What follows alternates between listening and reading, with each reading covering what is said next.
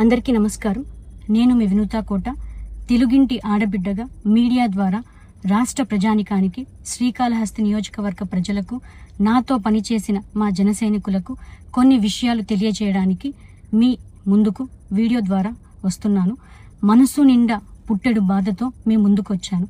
మేము చేయని తప్పుకి మేము జైలుకు వెళ్ళినందుకు కూడా నాకు బాధ లేదు, కానీ మేము చంపాము అని మీడియా ఛానల్లో ప్రచారం చేయడం నాకు చాలా చాలా చాలా బాధ వేసింది.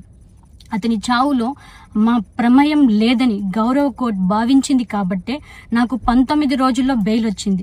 సబ్సిక్వెంట్లీ 1 నెలలో మా అందరికీ బెయిల్ వచ్చింది. మేము ఫారెన్లో లక్షల జీతాలు వదులుకొని రాజకీయాల్లోకి వచ్చింది ప్రజలకు సేవ చేయడానికి, కానీ మనుషుల ప్రాణాలను తీయడానికైతే కాదు.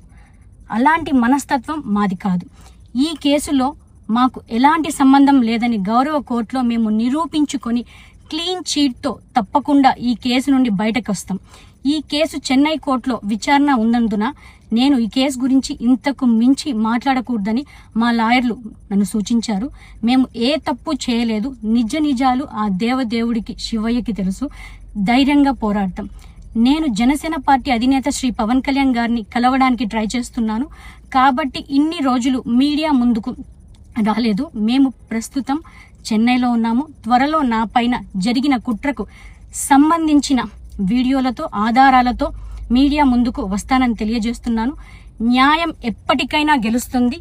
ఖచ్చితంగా న్యాయం వైపు ప్రతి ఒక్కరు నిలబడతారని భావిస్తున్నాను. సత్యమేవ జయతే. జై హింద్.